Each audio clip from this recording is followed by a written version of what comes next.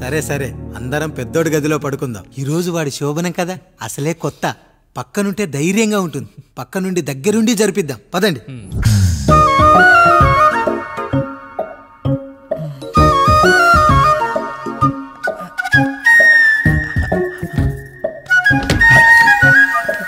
కానివ్వండి రా, కానివ్వండి కానివ్వండి. మీరేంటి మావయ్య ఇక్కడ పడుకుంటున్నారు? అదేంటమ్మా పెద్దోడా, చెప్పలేదా? మేమంతా కలిసే పడుకుంటామమ్మా. నువ్వు మాతో పాటే. అవును భార్గవి.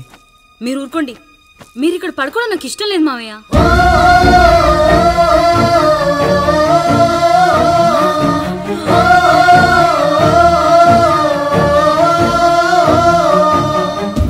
అదేంటమ్మా అలా అంటావు? ఎన్నో చూసాం, ఎన్నో చేశాం. దుక్కి దున్ని కోత కోయకుండానే ఈ విత్తనాలన్నీ మొలకొచ్చాయంటావా తల్లి? అవన్నీ నాకు తెలియదు మావయ్య. మర్యాదగా బయటికి వెళ్ళండి.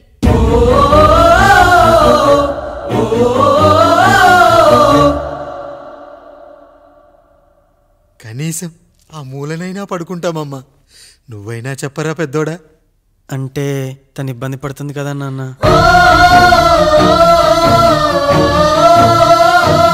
నువ్వు కూడా ఏంట్రా, పిల్లలేదో ఆశపడుతున్నారమ్మా. ఒక్కసారి ఆలోచించమ్మా. మావయ్య మీరు బయటికి వెళ్తే మేము తలుపులేస్తాం.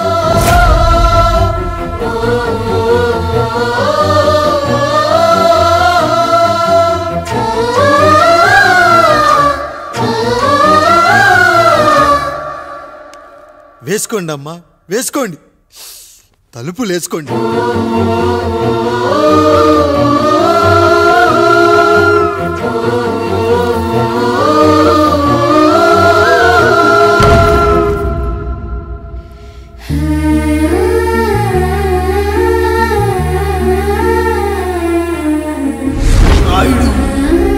బిడ్డలు జాగ్రత్త. ఈ రోజు నుంచి వీళ్ళంతా నీ తమ్ముళ్ళు చెల్లెళ్ళు కాదు, నీ బిడ్డలు.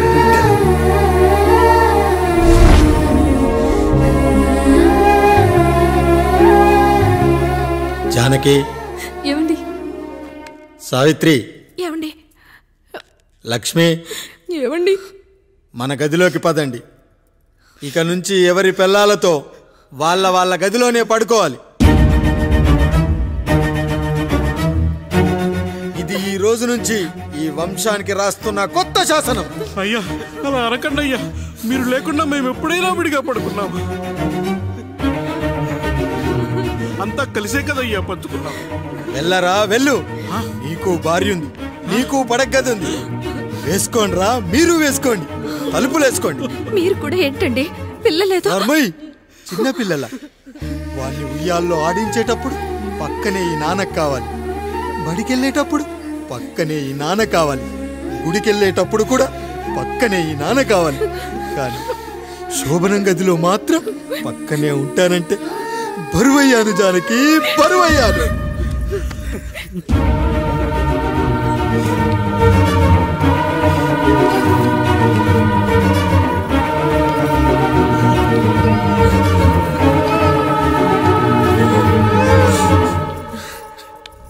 ఏంటండి ఇంకా అదే ఆలోచిస్తున్నారా? ఎలా మర్చిపోగలను లక్ష్మి? జరిగింది ఏదో జరిగిపోయింది, మీరు బాధపడకండి. ఎంత మాట అన్నాడో చూసావా?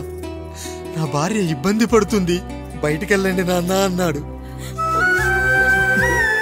వాణ్ణి ఎలా పెంచాను? చదువుకుంటే పై చదువులకు వాడు వేరే ఊరు వెళ్లాల్సి వస్తుందని చదివే మాన్పించేశాను. జ్వరం వస్తే ఆ మాత్రలు చేదుగా ఉంటాయని నేనే మింగాను. నోరు తెరిచి అమ్మ కావాలన్నప్పుడల్లా ఎంతమంది అమ్మల్ని ఇచ్చాను. నాన్న అన్న ప్రతిసారి నాన్నల్ని ఇవ్వలేకపోయానని వాడికి నా మీద కోపమో ఏమో జానకి. నిజమేనండి, మనమంతా ఇలా లేమే. మన కుటుంబానికి దిష్టి తగిలింది. మా నాన్న మరణంతో ఆస్తిపోయి తమ్ముళ్ళతో నడి రోడ్డున పడ్డప్పుడు ఇలాంటి కష్టాన్ని మొదటిసారి అనుభవించాను. అన్నయ్య, అన్నయ్య.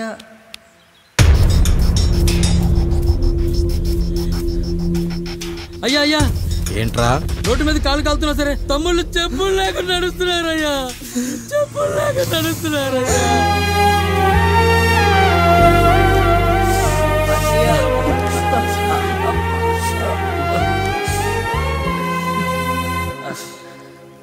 చెప్పులు లేకుండా నడుస్తుంటే కాళ్ళు కాలుతున్నాయట్రా.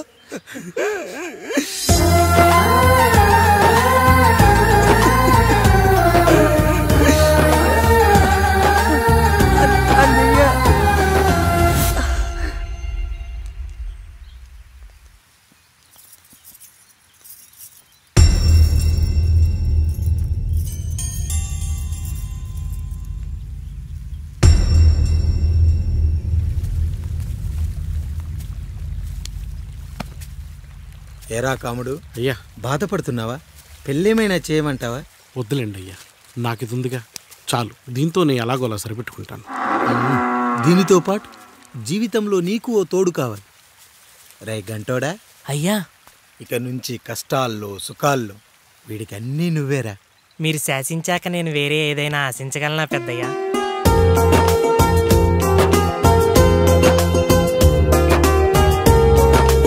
నీ గురించి కాదురా, మీ అక్కది చాలా గొప్ప మంచి మనసుని విన్నాను. ఈ కాముడికి ఆ రాముడి గుళ్ళో పెళ్లి చెయ్యి. అయ్యా, దాన్ని పెళ్లి చేసుకుంటే దాని భర్త చనిపోతాడని జాతకంలో ఉందయ్యా. మీరంతా కలకాలం ఉంటారంట్రా. వీడు పోతే నేను లేనా, చూసుకోలేనా? నువ్వు పెళ్లి చెయ్యి, పెళ్లి చేయరా.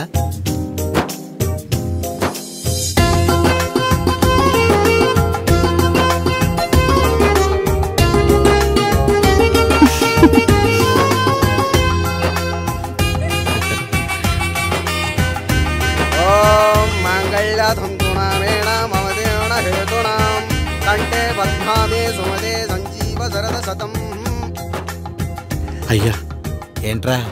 మీ చేత్తో నాకు దొంగగా జీవితాన్ని ఇచ్చారు, ఇప్పుడు ఒక భర్తగా భార్యనిచ్చారు. అదే బంగారు చేత్తో ఒక్క ముడివేసి పెట్టండి అయ్యా, మీ నీడను మేము చల్లగా ఉంటాం. రెట్టలకు పిట్టై లోలోనే దాచే అందం, మట్టలకు చెట్టై పట్టుంచే సంబంధం, చుట్టలకు పెట్టై దాచుంచే ఓ సుమగంధం, గట్టుపై తొట్టై నీరిచ్చే అనుబంధం, సిగలో చుండ్రల్లే లోతైనది బంధం, దులిపే బలమున్నా అది రాలిపోని నేటి సంబంధం. ఏంటి బుజ్జి, ఏమైంది? పండు, నీకు పెళ్లి చేసిన మరుక్షణం నీ భర్త చనిపోతాడని జాతకంలో ఉంటే ఆయన నన్ను నీకిచ్చి పెళ్లి చేశారు. నేను పోతే నా భార్య పరిస్థితి ఏంటయ్యా అని అడిగితే నేను లేనారా అన్నారు. ఆయన చేసిన త్యాగం మామూలు త్యాగం కాదు. ఒకవేళ పొరపాటున నాకేమైనా జరిగితే? అయ్యయ్యో, అంత మాట అనకండి. మీరు వేరే చెప్పాలా? మొన్నటిదాకా తమ్ముడు, ఇప్పుడు ఈ కాముడు, తర్వాత రాయుడు. ఒరేయ్ కాముడు, పెళ్ళైన దగ్గర నుంచి మీరు సరదాగా గడిపిందే లేదు. మీరిద్దరూ సరదాగా హనీమూన్కి వెళ్ళిరండి. ఏ ఊటీకో కొడైకెనాల్కో. ఇదిగో టికెట్లు. అయ్యా, మీరు దేవుడయ్యా. ఇక్కడ పనులాగకుండా నువ్వు ముందుగా వెళ్ళిరా. నువ్వు తిరిగి వచ్చిన తర్వాత పండు వెళ్తుందిరా. అయ్యా, ఒక పని మనిషిని మీరు ఇంతగా ఆదరిస్తున్నారయ్యా. నువ్వు పని మనిషి ఏంటి పండు? నీలాంటి స్త్రీమూర్తిని ప్రతి మగాడు అమ్మలా చూసుకోవాలి. ఇక నుంచి నా బిడ్డలు నిన్ను అమ్మా అని పిలుస్తారు, అమ్మలా చూసుకుంటారు. ఏమంటావు జానకి? రెట్టలకు పిట్టై లోలోనే దాచే అందం, మట్టలకు చెట్టై పట్టుంచే సంబంధం, చుట్టలకు పెట్టై దాచుంచే ఓ సుమగంధం, మనకెంత బాధగా ఉంటుంది, అన్నయ్యకి ఇంకెంత బాధగా ఉంటుంది. సిగలో చుండ్రల్లే ఈ బాధ నా బాధ కాదట్రా. దులిపే బలమున్నా అది రాలిపోని నేటి సంబంధం.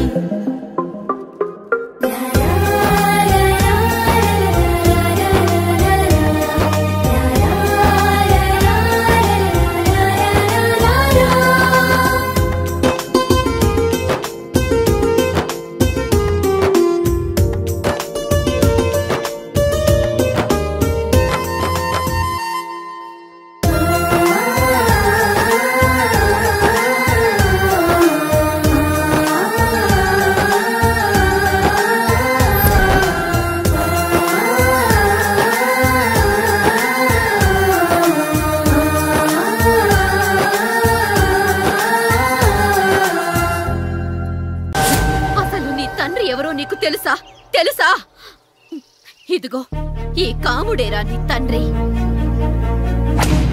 గేదె నల్లగా ఉన్నంత మాత్రాన పాలు తెల్లగా ఎలా ఉన్నాయనే కదరా నీ ప్రశ్న. దానికి సమాధానం చెప్పాలంటే ఒక వర్షం కురిసిన రాత్రి నేను 9వ నెల బాలింతగా ఉన్నప్పుడు. పండు పండు ఇదిగో. ఏమిటండి ఇది? నిద్రలేస్తే నేను, బయటికెళ్తే గంటోడు, పక్కకెళ్తే పాలేరు, ఎప్పుడూ తిరిగే తాయారు. రోజు మమ్మల్ని చూసి చూసి బిడ్డ కూడా చిట్టుమొహం వేసుకుని పుడతాడేమో అని భయంగా ఉంది. కడుపులో ఉన్నప్పుడు మనం ఎవరి మొహాలైతే చూస్తామో అచ్చం వారి పోలికలతోనే పుడతారంటారు. పొరపాటున నా పోలికలతో పుడితే? అదేంటి కాముడు, నీకేం తక్కువ? జుట్టు ఉండాల్సిన చోట లేకుండా అవసరం లేని చోట విపరీతంగా పెరిగిపోతుంది. మనకు పుట్టబోయే బిడ్డ గొప్ప అందగాడై ఉండాలి. ఇదిగో రోజు ఈ దేవుడి ఫోటోలు చూడు, వాళ్ళలాగే అందంగా పుడతాడు. కడుపుతో ఉన్నప్పుడు ఎవరి ఫోటో చూస్తే ఆ పోలికలతో బిడ్డ పుడతాడా? కనిపించని దేవుడి పోలికలు నా బిడ్డకెందుకు? ఈ ఊరికి దేవుడు రాయుడు. నా బిడ్డ ఆయనలాగే పుట్టాలి, ఆయనలాగే పుట్టాలి.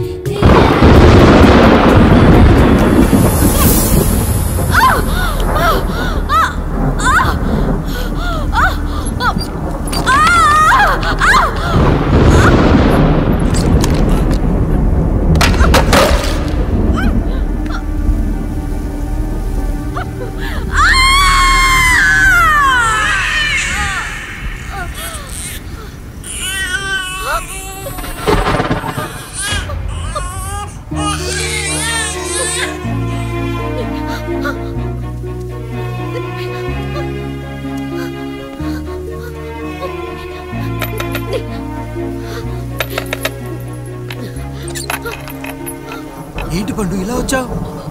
అయ్యా, తప్పు జరిగిపోయింది పెద్దయ్యా. ఏం జరిగింది? అసలే నువ్వు ఒట్టి మనిషి కూడా కాదు. ఒక్కసారి ఇటు చూడండి అయ్యా.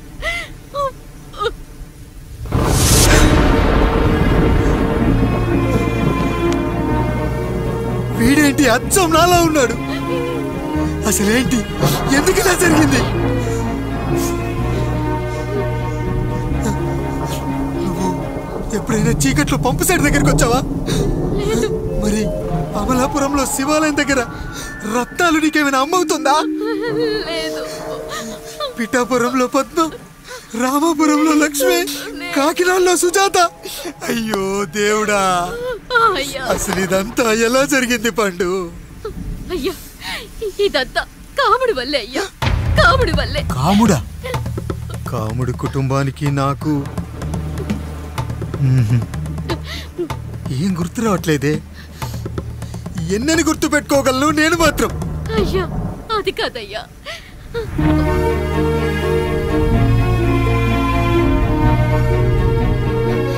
అలా రోజు మీ ఫోటో చూసి చూసి అచ్చం మీలాగే పుట్టాడు. అయ్యో, నా పోలికతో బిడ్డ కావాలనుకోవడం ఏంటి పండు?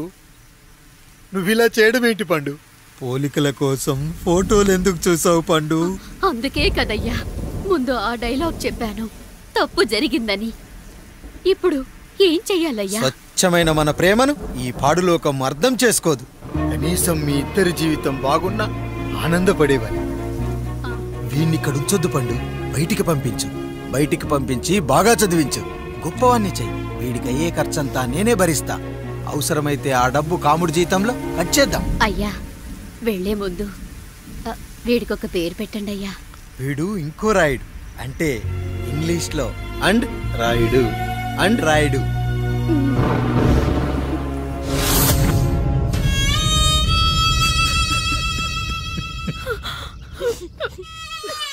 ఇది రా నీ కథ, నా గతం. నిన్ను చదివించడం కోసం ఆయన మీ నాన్న జీతంలోంచి నెలకి 3000, 4000 కోసేసిచ్చేవారు. అప్పుడు ఆయన పడిన బాధ పగవాడు కూడా పడకూడదు. చూసావారా, దేవుడు లాంటి పెద్దయ్యని అనవసరంగా అనుమానించడం ఎంత పెద్ద తప్పు చేశావో అర్థమైందా? ఒకడు నిమ్మకాయ పెట్టి పసుపు వేసి ఉప్పు కలిపి పులిహోర చేయొచ్చు, కానీ ఆ పులిహోర ఎప్పటికీ దేవుడి ప్రసాదం. నువ్వు ఆ దేవుడి ప్రసాదం. ఇక ఆయనే మీ నాన్న. చూసావా అమ్మా, ఈ రోజు నుంచి నాకు 3 అమ్మలు 2 నాన్నలు. నీకు మాత్రం ఒక్కడే భర్త, నాన్నకు మాత్రం ఒక్కటే భార్య. మా నాయనే. అయ్యా, బిడ్డను ఒక్కసారి ఎత్తుకొని తిప్పండి అయ్యా. బాబు, నాన్న,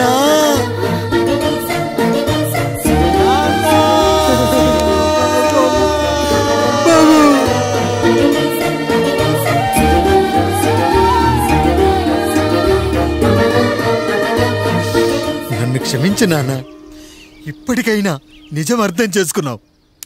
అది నాకు చాలురా, చాలు. చాలదు నాన్న, నిన్ను ఏలెత్తి చూపిన జనంతో చెయ్యెత్తి దండం పెట్టించాలి. అన్నయ్య కంటే ఆస్తి ముఖ్యమనుకున్న మన కుటుంబానికి గుణపాఠం నేర్పించాలి. ఇక నాకు వదిలేయ్ నాన్న, నేను చూసుకుంటా.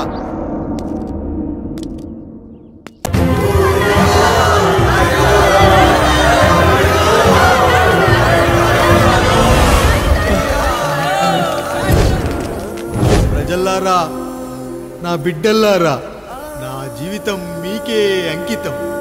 మళ్ళీ జన్మంటూ ఉంటే మీకోసం తిరిగి వస్తాను.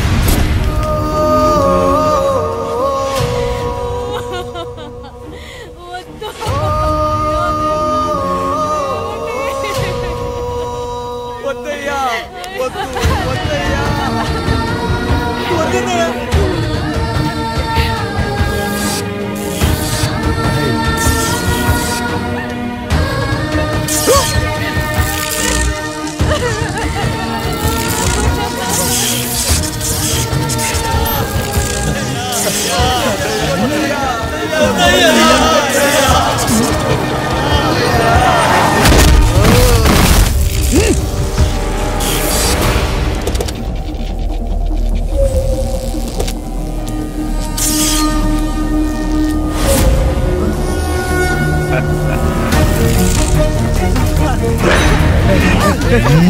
వదలరా.